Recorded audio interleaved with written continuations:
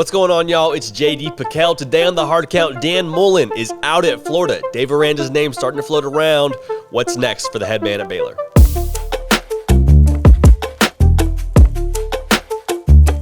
Welcome into CFB with JD, the People's Channel for everything college football content on YouTube. Even after they're done playing games, we're still gonna be here. I talk, y'all drive the show. Armstrong, Sims, Jack McKenzie, they make it all happen. So, Dan Mullen, he's out at Florida. A lot of people saw this coming. Eli Drinkwitz trolled him to the nth degree. If you haven't seen that yet, finish watching this video, then go YouTube that because it was a first team all troll. I absolutely loved it. But Dave Aranda seems to be a name that continues to come up, not just because of Florida, but LSU, his old home, USC, a place that apparently he has friends at. They told us in a press conference. Dave Aranda's the hot name right now. And there's a lot of smoke going on because nobody really knows what's happening. Only people that are extremely close to those programs could tell you something about Dave Aranda. I have my own take on it, which we'll get to here in a minute, but I just want to go ahead and just address the Dave Aranda situation in this video. One of the rumors being he's going to leave for Washington. He's going to leave for Virginia Tech. Folks, if Dave Aranda leaves, it's not going to be for Washington. Okay? It's just not. He's not going to leave for a lateral job. Hang on. I know you're upset right now, looking at the keyboard, talking about crazy comments right now without even finishing the video. Baylor, as of right now, is a top 15 program. He's not going to go do the whole rebuilding thing at Washington. Why would he? Maybe for more money? I don't think so. I think he likes his boss at Baylor. Vatech, a great program, a great brand. Not a lot of things that you can't do at Virginia Tech. But again, if you're going to restart the entire building process, you don't do it for a school like Washington or a school like Vatech. However, why would he leave? Maybe you do restart the rebuilding process for a big brand like Florida. He has SEC ties. You don't think he wants to go back there and beat his old boss? I guess his old boss is gone now, but maybe he wants to go back and beat his old school. You have to think that's maybe a little bit appealing. Maybe LSU goes back home to Baton Rouge. People say that Baton Rouge is the Waco times 10. Nobody really says that, but I bet it's probably close to true. Is there more money? You would have to imagine that Florida and LSU, they have deep pockets.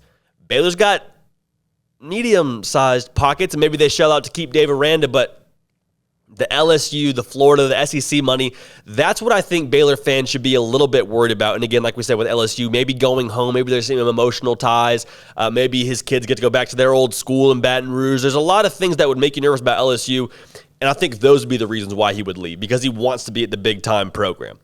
Now, why would he stay at Baylor? And this is, I think, a much longer list, so needless to say, I'll kind of cut to the chase. I think Dave Aranda wants to stay at Baylor for a number of reasons. He's a culture fit at Baylor. Like I said, he loves Mack Rhoades. Him and Mack Rhoades have a great relationship. He's also built this thing very quickly. Like, y'all, he was 2-7 a year ago. He's gone through one real recruiting class. He's still getting his guys into the program. He went from 2-7 to what is now a 9-2 team without his recruits. Also, he's already went through a whole new offensive staff. He has invested a lot into this program. Time-wise, resource-wise, there's a lot that Dave Aranda has pushed forth into this Baylor program, and I still don't think he's seen the complete fruits of his labor just yet, so I think he wants to see it through. What else can he accomplish somewhere else that he can't accomplish at Baylor? I mean, seriously, I know you're saying, okay, you go to Florida, you go to LSU, and that's a big deal, and maybe you play for the conference championship every year. Do you, though? Because Nick Saban's still in that conference, and until he's not in that conference, I don't think you're winning the thing. Just my opinion, just my 2 cents. History probably sides with Nick Saban 9 times out of 10. But really, the conference is about to change quite a bit. You're about to have Oklahoma, who's been the big dog in the conference, who you just beat this year, by the way.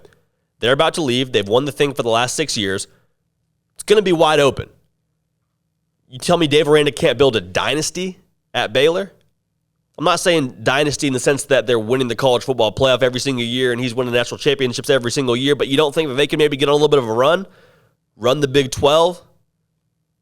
I'm just saying there's a lot of things that Dave Aranda can accomplish still at Baylor, and I think he wants to accomplish those things. Finally, let's just look at what we know about Dave Aranda. He sticks around places.